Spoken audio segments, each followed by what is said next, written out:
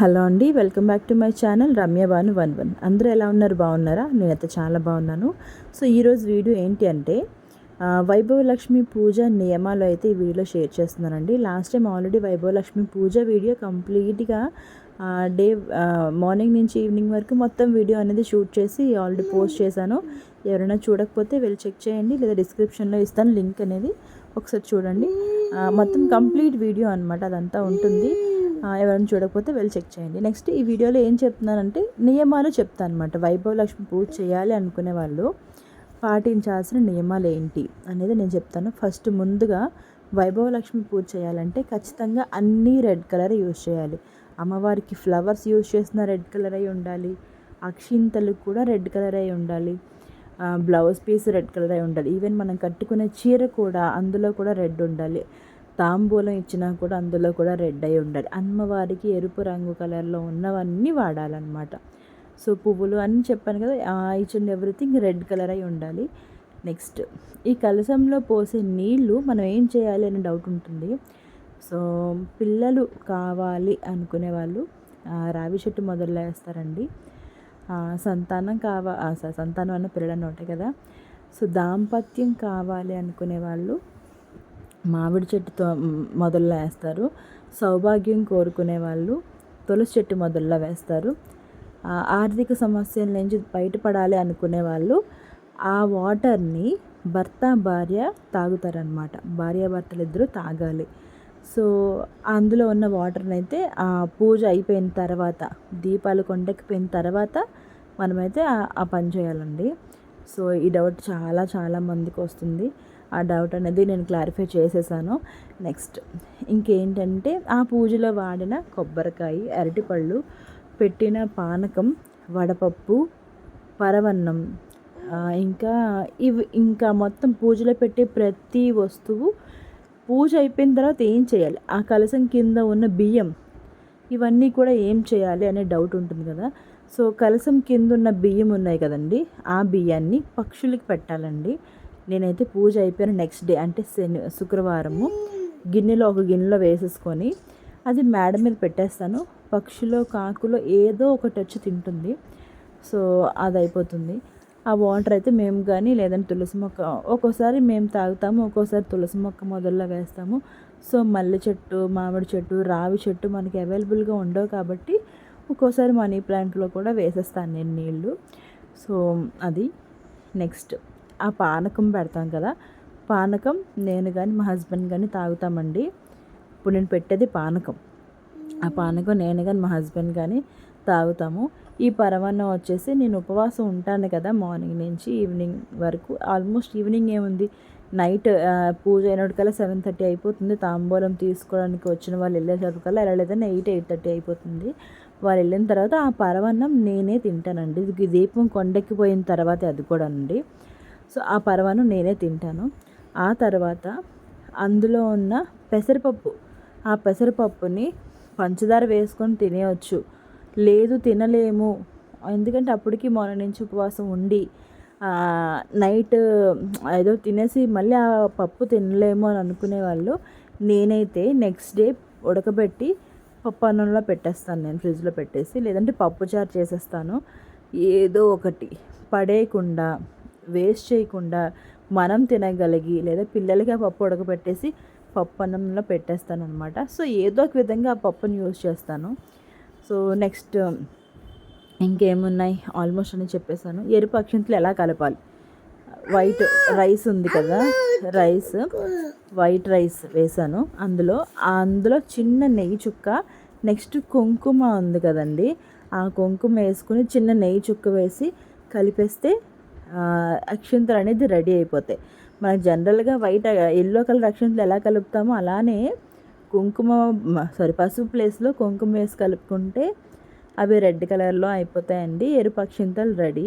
So అమ్మవారికి పూజ చేసేటప్పుడు అంటే అష్టోత్తర శతనామాలు చదువుతాం కదా మనం. సో అష్టోత్తరాలు చదివినప్పుడు ఈ రెడ్ అక్షింతలతోనే పూజ చేస్తాం అన్నమాట.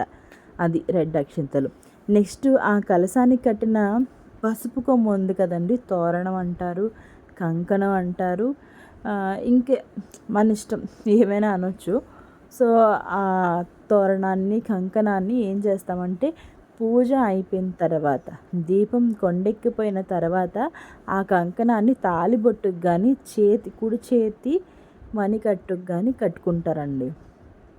సో ట్రై చేయండి ఖచ్చితంగాను. ఎందుకంటే ఆ కంకణం అక్కడ పూజలో పెట్టింది మనం ఖచ్చితంగా మన చేతికైనా మన తాళిబొట్టుకు కానీ మన ఒంటి మీద కానీ ఉండి 3వ రోజు అంటే నేను లక్షవారం పూజ చేశాను కాబట్టి శనివారం నాడు తీసి ఒక దగ్గర పెట్టేసుకుంటాను. అదండి. నెక్స్ట్ ఈ పువ్వులు ఇంకేమున్నాయి ఆకులు ఆ వినాయకుడు పసుపు వినాయకుడిని ఏం చేస్తారు, ఇంకా ఆల్మోస్ట్ అన్నీ అయిపోయి మిగతా అన్నీ మనం తినేస్తాము, ఇంకేం తాగేస్తాము. ఈ ఆకులు ఉండిపోయి తమలపాకులు పువ్వులు ఇంకేంటి పసుపు వినాయకుడు అవన్నీ పూజ అయిపోయిన నెక్స్ట్ డే దీపం కొండెక్కిపోయిన తర్వాత మనం తీసి ఒక కవర్లో వేసి ఏవైనా చెట్ల కింద చెట్టు మొదల్లో కానీ పారే నీళ్ళలో కానీ వేసిస్తామన్నమాట. నెక్స్ట్ పంచామృతాలతో అభిషేకం చేస్తాం. పంచామృతం అంటే తెలుసు కదండి, పాలు తేనె నెయ్యి పంచదార ఇంకేంటి తేనె పెరుగు, ఇవి 5 రకాలు అనమాట పంచామృతం అంటే. సో పంచదార బదులు కొబ్బరి నీళ్ళు కూడా వేసుకోవచ్చు. నేను ఇప్పుడు ఇక్కడ వచ్చేసి తాంబూలానికి ప్రిపేర్ చేస్తున్నానండి. రెడ్ కలర్ బ్లౌజ్ పీస్ తీసుకున్నాను. మనం ఏమి ఇచ్చినా ఏం పెట్టినా వాళ్ళు యూజ్ చేసేలాంటిది పెట్టాలండి. సో మనం ఏదైనా ఇచ్చేసాం బ్లౌజ్ పీస్ నార్మల్గా ఏది ఇచ్చినా కూడా వాళ్ళు వాడేలా ఉంటే మనకి మనసంత సంతృప్తిగా ఉంటుంది. సో వాళ్ళు కూడా వేసుకున్నప్పుడు తీసుకున్నప్పుడు చూసినప్పుడు వాళ్ళకి ఉపయోగపడినప్పుడు తిను ఇది ఫలానా వస్తువు వాళ్ళు ఇచ్చారు అనేలా గుర్తుగా ఉండాలన్నమాట. సో నేనైతే తాంబూలాలకి వెళ్ళినప్పుడు ఎవరైనా నాకు ఏమైనా ఇస్తారా అది నేను మళ్ళీ వాడేటప్పుడు అలానే ఫీల్ అవుతాను. ఇది చూసి అవును కదా ఇది ఆ రోజు వాళ్ళ ఇంటికి వెళ్ళినప్పుడు తాంబూలంకి వెళ్ళినప్పుడు ఇచ్చారు, నాకు ఇది బాగా యూజ్ అవుతుంది ఉపయోగపడుతుంది. బ్లౌజ్ పీస్ అనే కాదండి, ఏదైనా మనం ఏమంటారు మనం తాంబూలంలో పెట్టిన రిటర్న్ గిఫ్ట్లు ఇస్తాం కదా, అదైనా సరే అవతల వాళ్ళకి యూజ్ఫుల్గా ఉండేలాంటిది ఇవ్వాలి. సో నార్మల్గా ఇచ్చేలాంటిది కాకుండా మంచివి ఇస్తే ఇచ్చేదేదో మంచిది ఇస్తే మనకి మంచిది వాళ్ళకి మంచిదని నా థాట్. అయితే నేనైతే మా అమ్మ దగ్గర నుంచి ఇదే నేర్చుకున్నాను.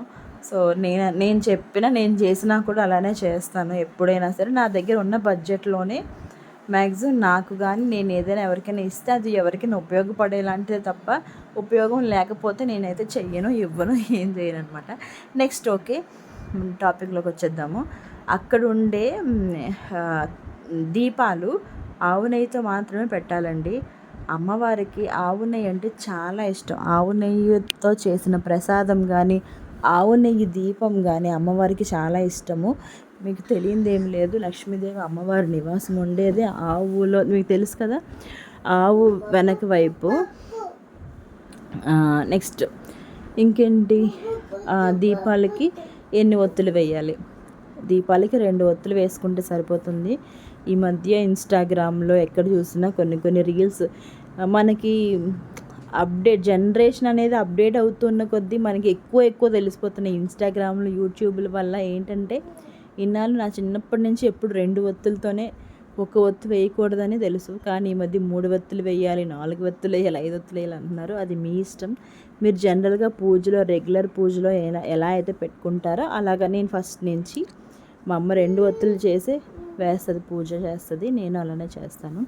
నెక్స్ట్ ఇంకోటి ఏంటంటే మనం పూజ చేసే ప్రతి ఒక్క వస్తువుకి బొట్లు అయితే పెట్టాలండి. ఎందుకంటే మనం దేవుడికి వాడే ప్రతి వస్తువుకి బొట్టు ఉండాలి, అప్పుడే ఆ పూజ మనకు కంప్లీట్ అవుతుంది అన్నమాట. ఎందుకంటే ప్రతిదీ మన దేవుడికి వాడే ప్రతిదీ పవిత్రంగా ఉండాలి. ఇది యాక్చువల్లీ నేను ఎక్కడ తెలుసుకున్నానంటే మా తోటి కోడలు ఎక్కడ వ్రతం చేయించుకుంది, సత్యనారాయణ స్వామి వ్రతం చేయించుకున్నప్పుడు అక్కడ ఇంట్లో పంతులు గారు దీపానికి బొట్టు పెట్టమ్మా అని చెప్పారు. ప్రతి ఒక్క వస్తువుకి బొట్టు ఉండాలి పూజలో వాడే ప్రతి ఒక్క వస్తువుకి.